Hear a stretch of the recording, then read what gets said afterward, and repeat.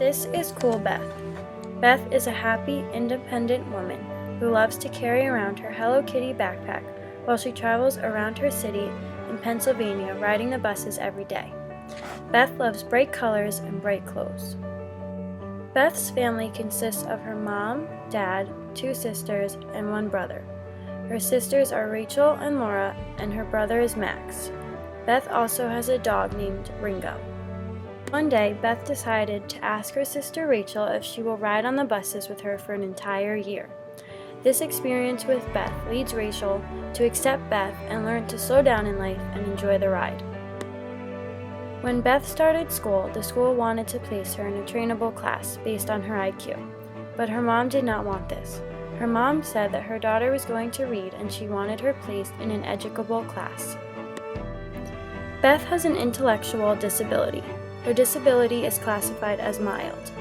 Intellectual disability means significantly sub-average general intellectual functioning, existing at the same time with deficits in adaptive behavior and manifested during the developmental period that adversely affects a child's educational performance. Instead, it is better to use people-first language. For example, Beth has an intellectual disability.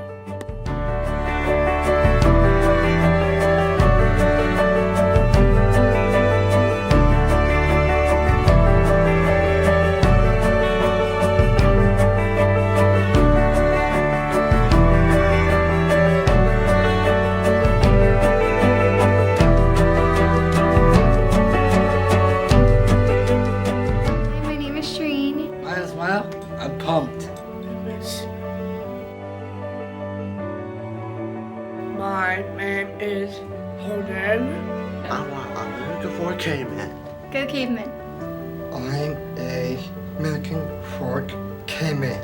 We're here to spread The word to end the word. Spread the word in the word. I am just like you guys. I am in your classes. My name is Jose Elizabeth Anderson, and I say to you, stop saying the R word. Shut you up. Come on, people. Spread the word to end the word. I'm just like you. We're here to spread the word to end the word. Just use a nice word like I'm doing. Okay.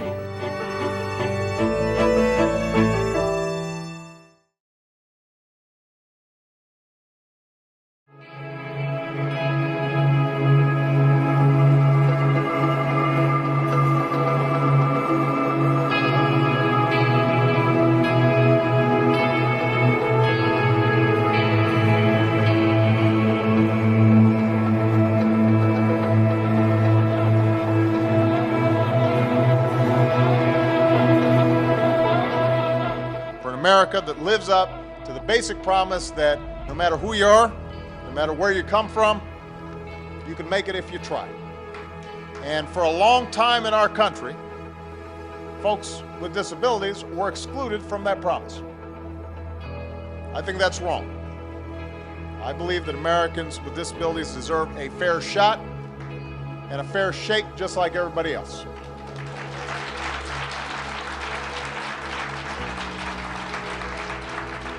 People with disabilities deserve a chance to find good jobs with good wages and benefits. And that's why I signed an executive order that sets a goal for the federal government to lead the way and be a model employer for Americans with disabilities. People with disabilities deserve the chance to build a life for themselves and live in the communities where they choose. So we've stepped up enforcement of the Olmstead decision and made new commitments to independent living. People with disabilities deserve a shot at a first-class education. Just yesterday, the Department of Education granted waiver applications to 10 states, and we made it clear that those states need to hold students with disabilities to high academic standards. They deserve the same high expectations as everybody else.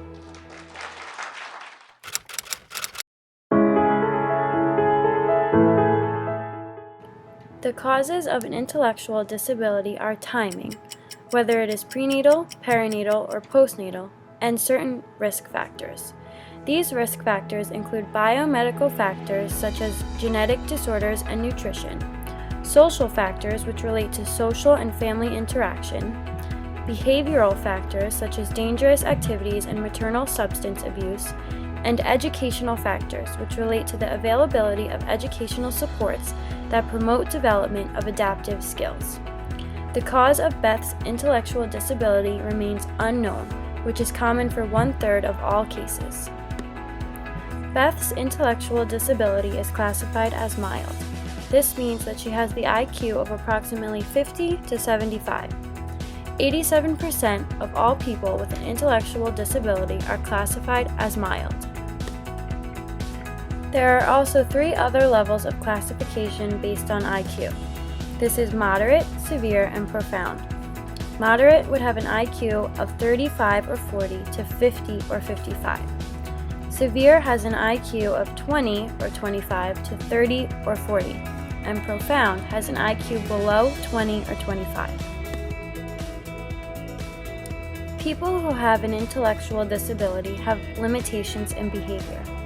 Adaptive behavior has 3 domains: conceptual, social, and practical. Conceptual skills include language, reading, and writing. Social skills include responsibility, self-esteem, and rule following. Practical skills include activities of daily living, occupational skills, and maintenance of safe environments. Beth lacks in social skills. For example, the amount of time she says, "I don't know," indicates that she doesn't really have an idea of what she is thinking.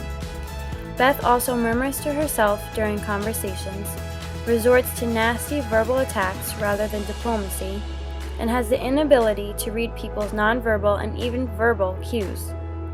Beth also struggles with practical skills. She has an unbalanced diet, does not dress properly based on the weather, is reluctant to allow medical examinations, and denies any possible medical consequences by saying, "That's not gonna happen." Beth also struggles with conceptual skills in writing, which we can see in this letter that she wrote to her sister that says, "To R, every night I've been calling you, but you are not home. Okay, so I try. I do care. Cool, Beth." There are many differing views in society about a person with an intellectual disability. These views can have an impact on the individual with the disability. Beth was never bothered by any negative comments. She was confident in who she was. When Beth was in school, Rachel would see her in the hallway with the rest of her educable class, and the rest of the students would stare at them. Rachel said, "To them, Beth's class was different, and they didn't mean it in a nice way. These other students made judgments on the students with disabilities because they were different from them." When Rachel was young and in school, she would take the bus home from school. One day, after Rachel asking Beth to wait inside for her, Beth decides that she was going to go outside and wait for Rachel to get off the bus with her water pistols, a pair of summer shorts, and her undershirt. The bus pulled up and saw her and erupted in laughter. Rachel was extremely embarrassed, cried, and yelled at Beth to get inside. She told her mom later that night, and her mom told her, "You shouldn't be ashamed. They should be ashamed. I will not hide your sister from the world." Rachel came to realize that her mom was right. She should be proud of her sister, and those kids that were laughing should be ashamed of themselves for judging another person.